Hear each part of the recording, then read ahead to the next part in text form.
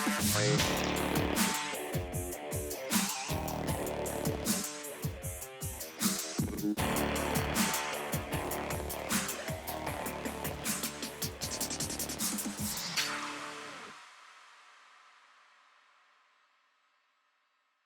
want to start off with a reminder that we are not doctors. Before you make any changes or try something new, always consult with your doctor and medical team first.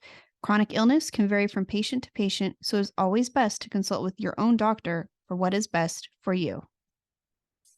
Hello, welcome to I Be Determined. I'm your host, Mason Harvey, and I have Crohn's disease. And I'm your other host, Michelle Harvey. I'm Mason's mom, and I am talking from the perspective of a caregiver for Crohn's disease.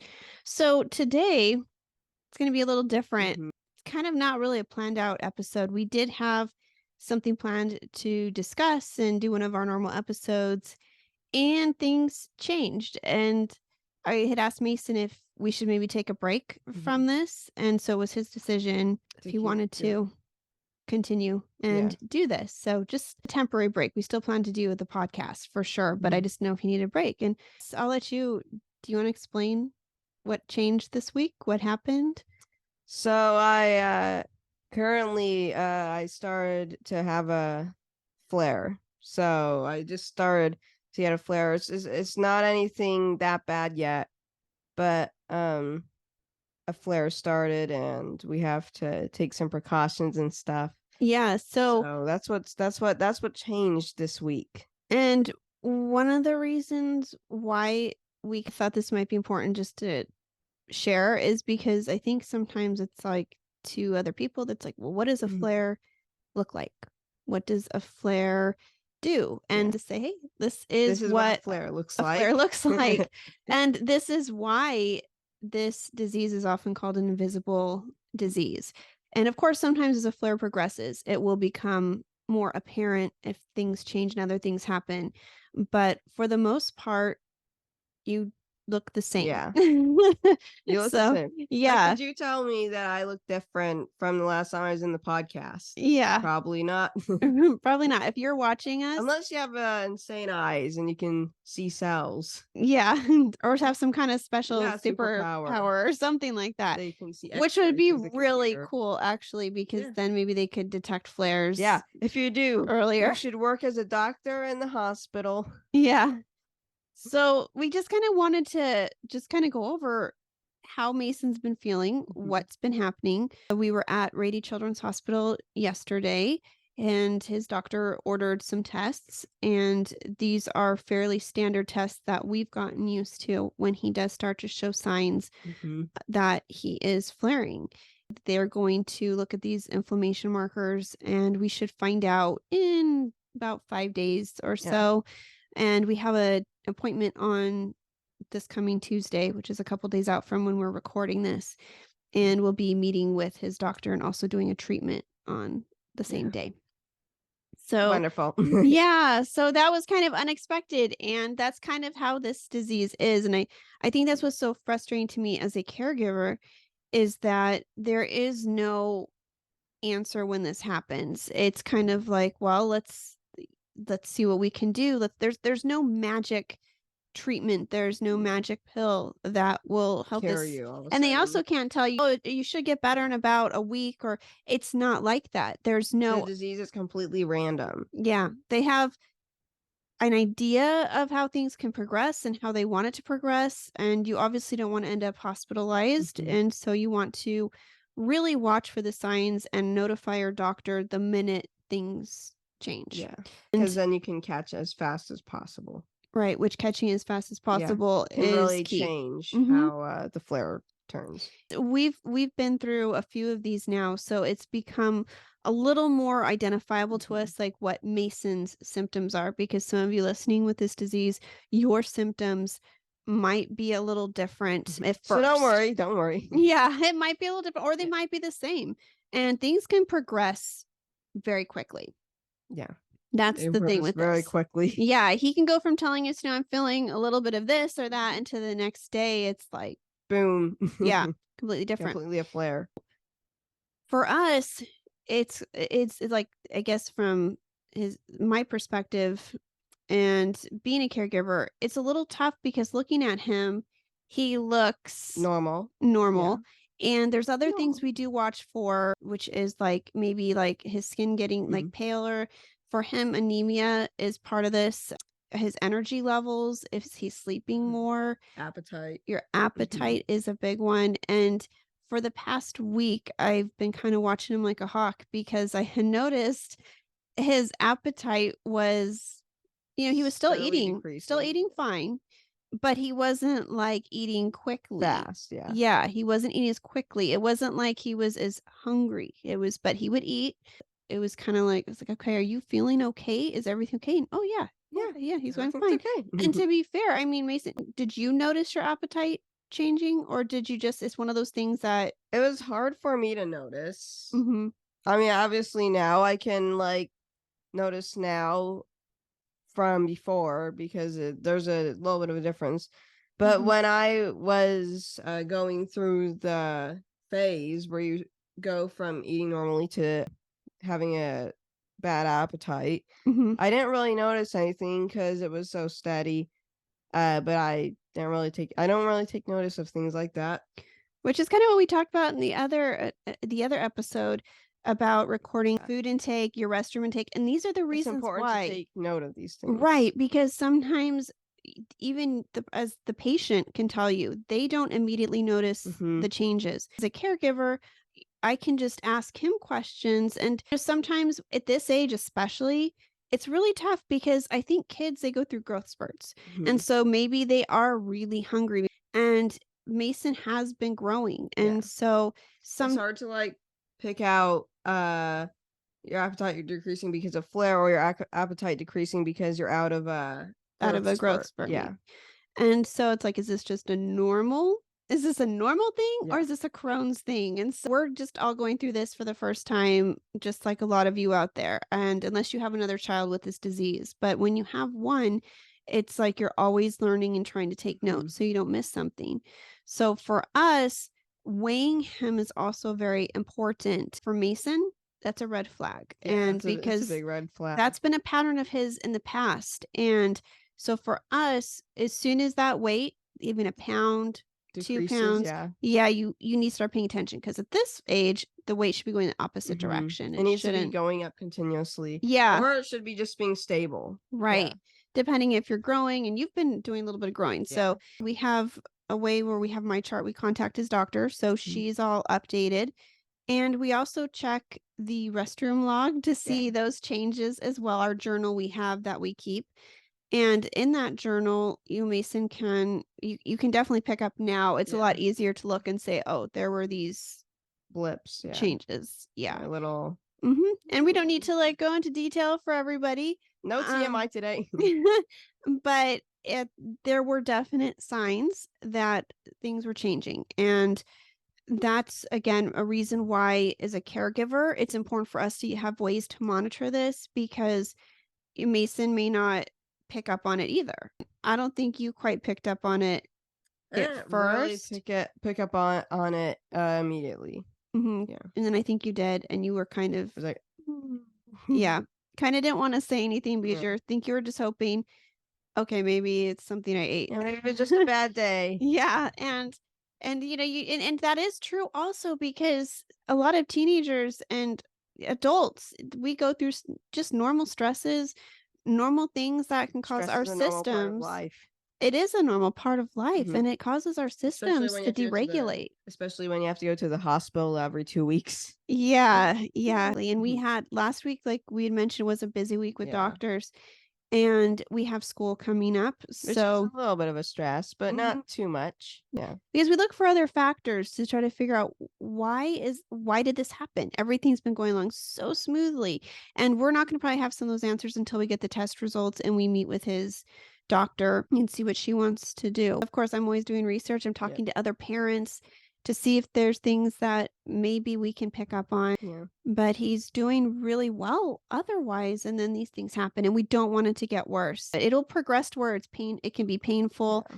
and then it gets hard for him to sit up, and, um, his joints could start Yeah, my hurting. joints could start hurting, which is almost the worst part. For Because him, even if it's you tough. do have energy, you still can't like run and stuff because it hurts to move certain joints if you do have joint pain, like your knees or your arms or elbows. And a lot of times for you, it's like ankles, your Yeah, back, usually it's ankles or the um, back. I think Yeah, even your wrists sometimes, like we've got, or yeah, the your wrists hips. do happen sometimes. So yeah, so for us, that's another clue that either something isn't working, but for now, thankfully, there's been no Yeah, joint yeah, pain. and I still have good energy. Yeah, energy is still good, so we're still doing very well. So we're Yeah, jumping on this very quick. Hopefully, we can get it. Like his doctor said, hopefully it's a blip, yeah, and a quick little blip, a quick little blip, and we'll nothing be more. moving on Mhm. from it and back on track.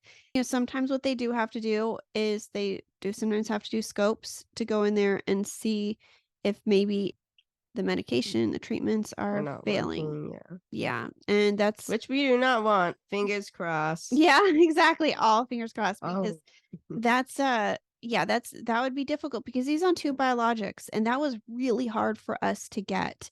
When you do go onto a new biologic, typically it takes some time to work, and so they have mhm. to use a bridge medication, which is usually like a steroid. Yeah, And for Mason, he became steroid dependent because his doctor could not wean him off of it because his body would just start flaring immediately when they tried to take away the steroid. So, it was a very slow wean, yeah, it was they especially had on dual biologics. yeah, so they took him off steroids. It took about 4 months to get off of it, and it's not Mhm. something that it also affects his growth. He did Yeah, not grow while he was on prednisone. For us, that is it's different than an adult because you have a lot more to consider when you're in a flare with growth. It's not as easy because you can't just take prednisone and then it's like, well, okay, but he's 14. Obviously, his doctor's way more well versed on this than I am. But it's just my, it's my observation of what mhm. we've been through, and so I know what she feels like with this also. And So, also, just to say, the Stellara, when I started to when it started to work, that was almost a month. so it took Wow. 10 months. 10 months. Yeah, it was almost a year. But you're correct with the 1 month for your joint pain. So the Yeah, the very joint first pain thing your Stellaire helped was was your the joint joint pain. pain. It took 1 month to help with the joint pain. Right, and then Joint at pain, around bless me. 10 months is when the doctor added Entyvio Hmm. because it was, like, just wasn't quite cutting it for Yeah, the Stellaire. like it was almost there, but it couldn't quite grasp the final flag, Right, if and you I want to think say. the idea was to kinda switch you over to Entyvio Yeah, because we weren't sure if the Stelara was failing, but as it turns out, your body reacted likes the both well of them. to having Yeah, that balance of having both of them.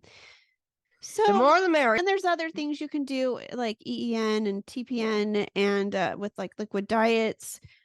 There's antibiotics that they sometimes do, but again, it's all up in the air until we talk to the doctor and see what she wants to do.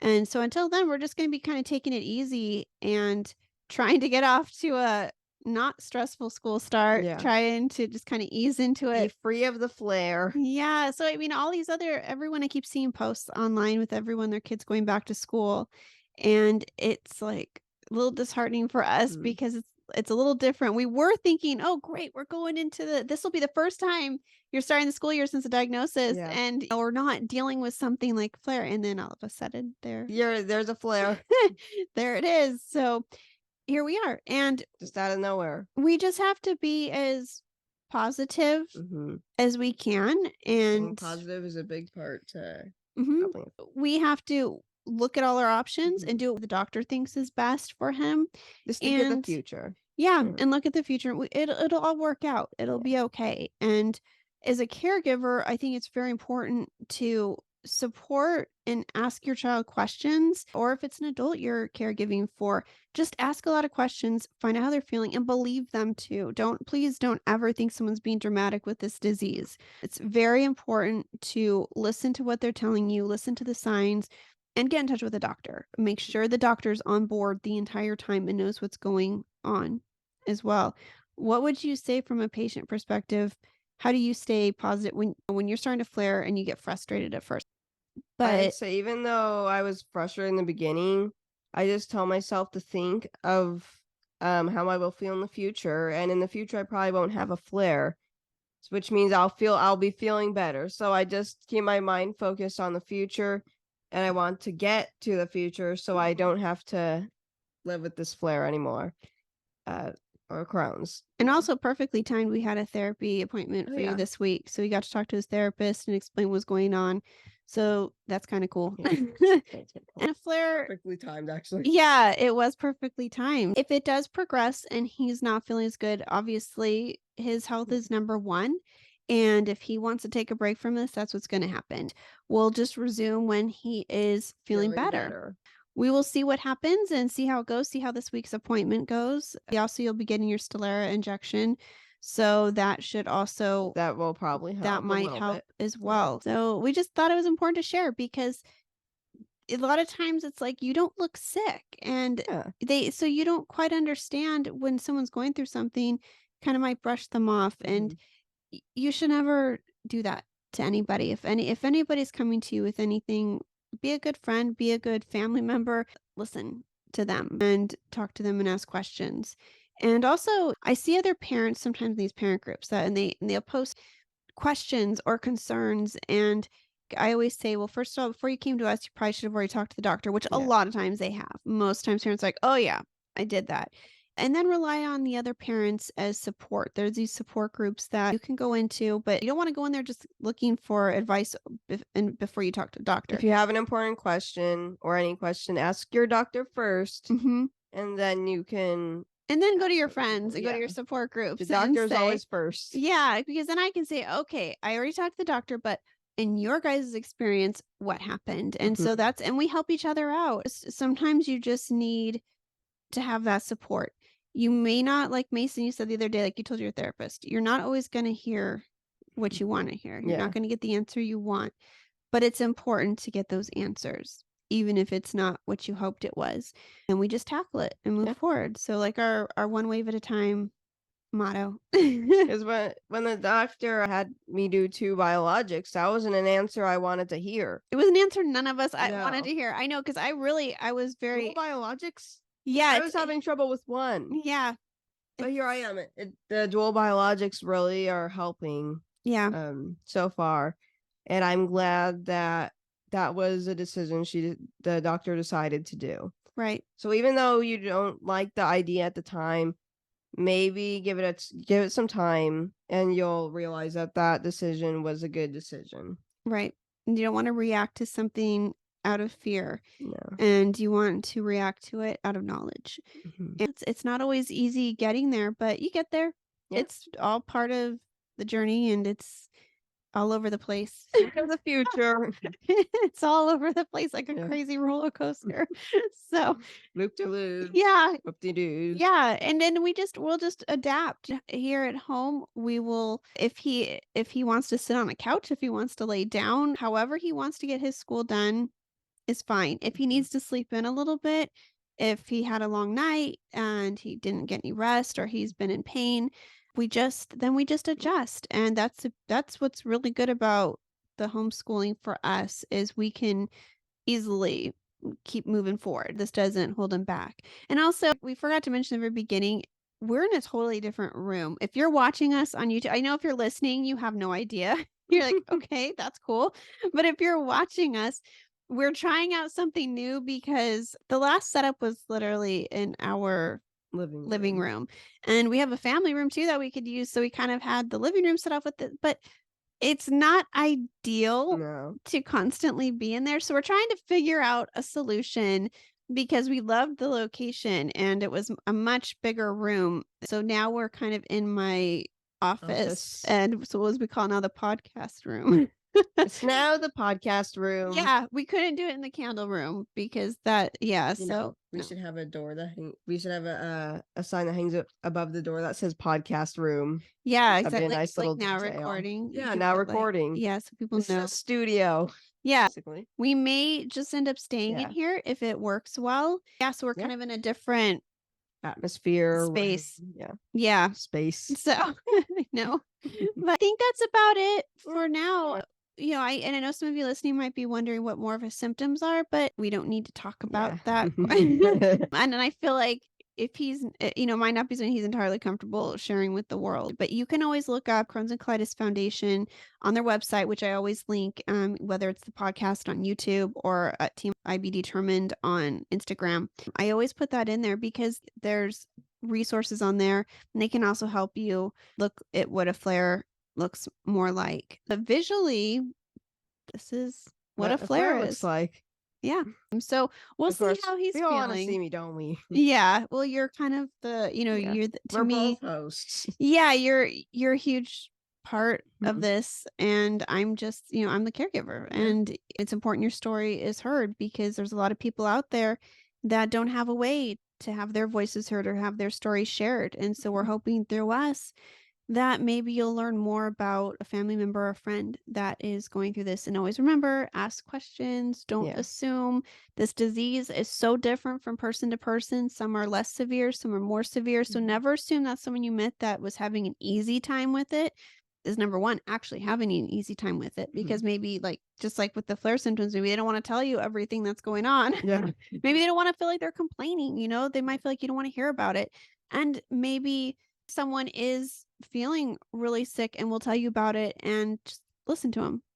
That's it for now. And if Mason's feeling okay, but we'll be back probably next week. Probably in the next video. Yeah. So we'll Oh, see. of course, we're gonna be in the next We'll be in video. the next We'll video. I'm just probably not be here sure. next week. Yeah, because we try to do Yeah. these weekly, but we're not even sure. Even when he starts school, we may have to adjust to every Yeah. couple weeks. We'll see because his health and school, all of that's number one. This is just for us for raising awareness, kind of for fun, and we enjoy talking about together.